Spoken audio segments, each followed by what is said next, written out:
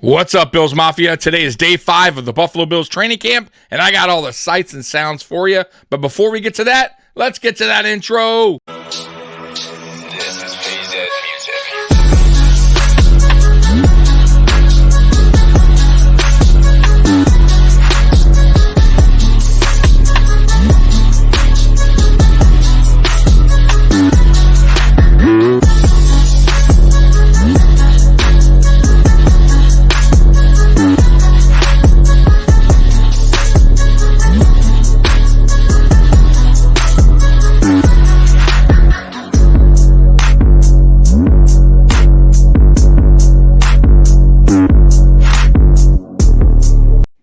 Welcome to the Mafia Sports Report. I am Tommy. Please like, subscribe, hit that notification bell because I always forget to tell you. Well, day 5 is in the books, and the pads were on today. They were supposed to be on Sunday, but it officially happened today. And listen, from what I was told, today's practice went good on both sides of the ball. But let's go ahead and pop this video up, and like we always do, let's watch this together. Damar Hamlin, man, good to see that dude out there. I told y'all my feelings. Listen, people are gonna be a little bit on edge, yeah, right? Like mentally a little bit until he makes that first big tackle, and then gets up, right? Listen, it's a mental hurdle for everyone, all these players, all the coaches, even the fans, and then in preseason, when our first preseason game happens, or second, whenever he plays, it's also going to be challenging, a little bit mental hurdle for the opposing team as well. But once they see Damar is fine, he makes his first tackle, gets up, no issues. Football is back on, you know what I mean? But it's good to see him back out here, ready to go in pads.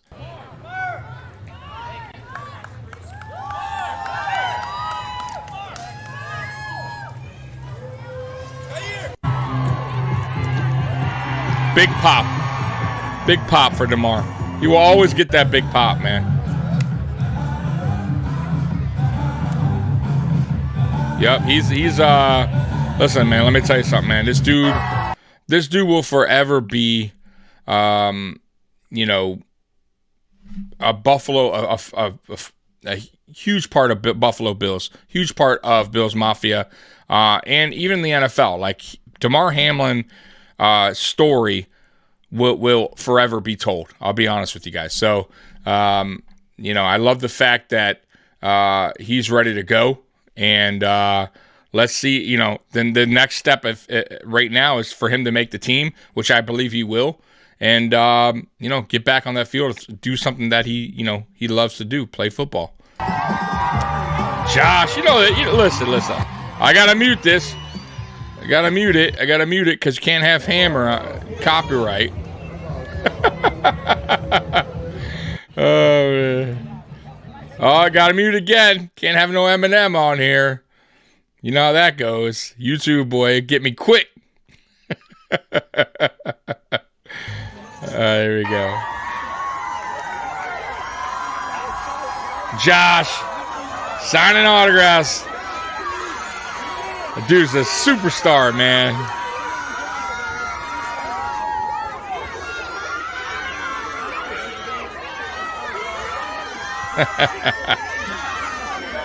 Always for the kids. All right, let's turn this up. Under a rock, get myself together, and then pop back out when I feel like my best.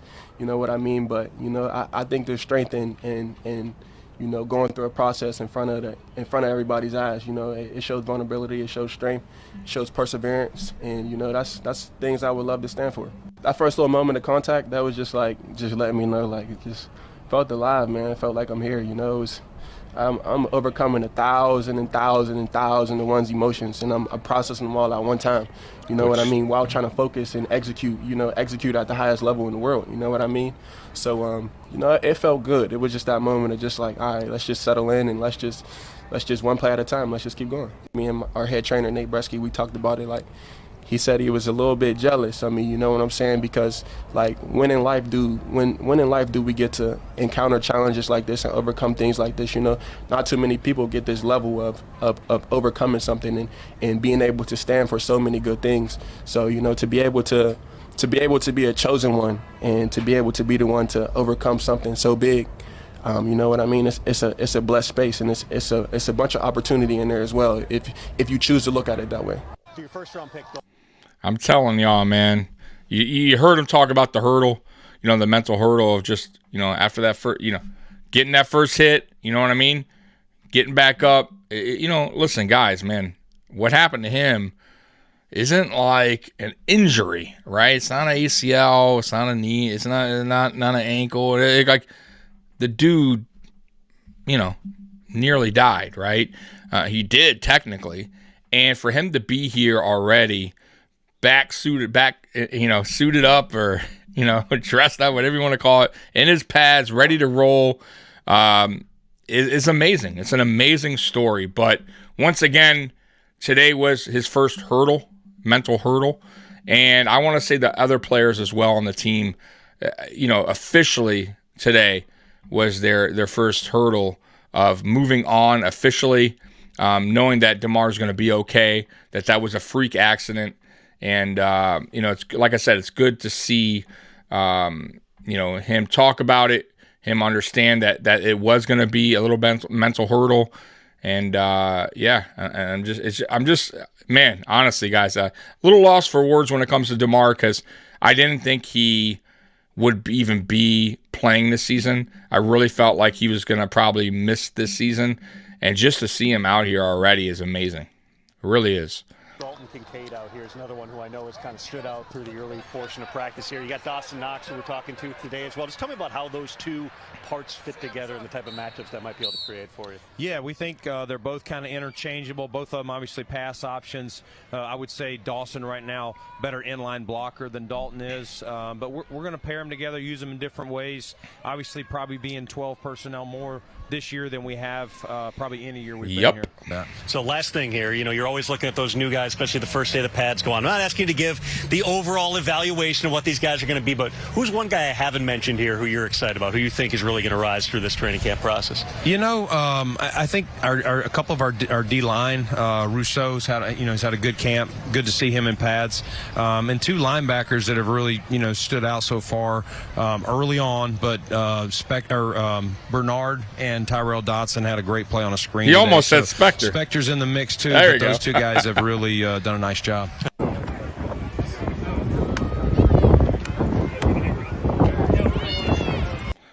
And I'll talk a little bit after this video, but from what I'm hearing right now, early on, it's Dotson and Bernard that is fighting for that middle linebacker position, so starting position. So we'll see. I know Spectre's had a good camp so far, but hearing Brandon Beane talk today, he did kind of mention Spectre real quick, but he meant to say Dotson and Bernard. So we'll see. It's very, very early, guys. So I wouldn't, once again, you know, it's only day one where they have their pads on. So let's just wait and see how this plays out. Spectre still is in the mix.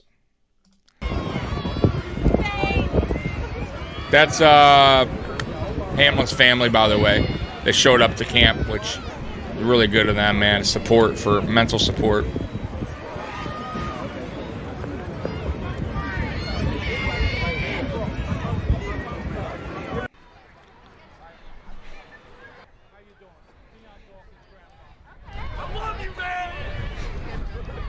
Got a big Harris fan.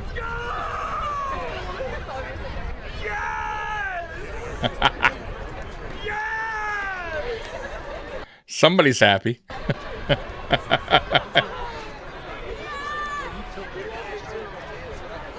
I feel like that's going to really help us out. You know, we're going to have a Rousseau. lot of moving parts, and it's going to be cool to see everybody get different looks and kind of slip in at different places, and whether the play is third down or first down, whatever. I feel like we have a lot of packages and just have a lot of like flexibility in who we want to get in the field, Now, and just what personnel packages we want to push it there and what looks we want to give the offense. So I feel like it's going to be a funny year from that aspect. Now, is the only challenge with that getting accustomed, and you're probably doing a lot of this in camp, you're not just playing off the same two guys, anymore. You might be playing. You might need to learn how to play off of This five, guy, six yeah. guys. Yep, facts, so how yeah. how much more time and reps does that take to kind of get a good feel for who you're with?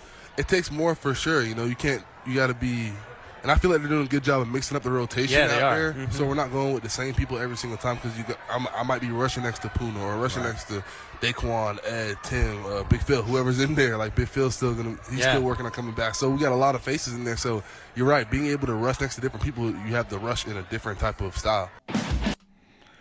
So yeah, man. So listen, man. Groot is gonna have himself a hell of a season. I'm telling you guys. I think he's gonna have a 10+ sack season. He's only getting better, and then with the additions that we got with Leonard Floyd, Puna Ford, is only gonna help him even more.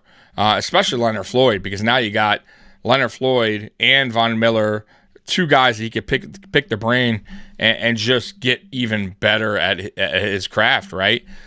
So today, I did hear Josh got banged up a little bit on, I think by Matt Milano on accident. I think it was like a not a freak thing, but I think it was like a trick play or something, and I think Milano popped him on accident. But he was okay. I think Mitch Morris went and talked to Josh for a second, but I think everything was fine after that. But I'm pretty sure that was Milano. Also, Osiris Torrance worked with the ones today, which is good. And actually, he started with the ones. James Cook was looking very good in practice again. So a lot of good things from James Cook in training camp so far. What else? Also, Spencer Brown, they said looked pretty good today as well. He sprung a big block for Cook. So that's good to see. And once again, Dane Jackson and Benford playing over Kyer Elam today, which is, once again, a little disappointing to hear that. So I'm just trying to read some other updates for you guys that I'm missing out. Hardy looked really good, by the way. A lot of people saying Hardy looks so electric, like super fast on the field. And yeah, that's about it. Today was kind of, even though pads were on, there wasn't a lot to go on. They did a lot of red zone work. Now with the middle linebacker, it looked like they were switching up today more with Bernard and Dotson. And then Spector was getting some time, but it looks like right now that's where who has that, but they're fighting for that one, like I said, and Brandon Beane kind of said that himself. I'm trying to read what else here. Slot guy. Oh, by the way, too, once again, Kincaid shined. So today they said Josh Allen's favorite targets were Stephon Diggs and Dalton Kincaid, and it seems to be that way throughout training camp. 5 days into it, that Josh Allen is starting to really get a good chemistry going with Dalton Kincaid. And, obviously he has it already with Stephon Diggs, but it seems like his favorite targets so far have been Diggs and Kincaid. And that tells me that, one, Kincaid is lighting up the defense if he's getting that open. And two, that Josh trusts him to throw him the ball. And three, that means Ken Dorsey's dialing up plays early for Kincaid, which a lot of people were worried about heading into this season, was how was Dorsey going to use Kincaid in the 2023 season? Would he use him correctly? So far in training camp, it seems to be like he wants him heavily evolved in the offense. I can't speak today. So yeah, today was a good training camp, man. They said both sides of the ball did really well, so that's good to hear. No fights, right? Nothing like crazy like that. And I think maybe because it was first day with pads on, maybe they wanted to take it somewhat easy today. But I expect things to really get heated up, going, a lot better, probably more physicality during the week, because preseason is next weekend. So they got to get these guys really going. And but like I said, I think today was more like getting Damar out there. You know what I mean? Like getting that mental hurdle over with him, right? And then first day of pads for everybody else.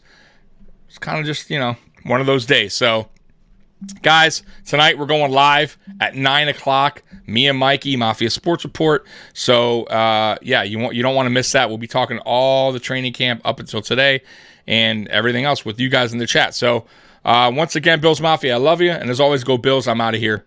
Peace.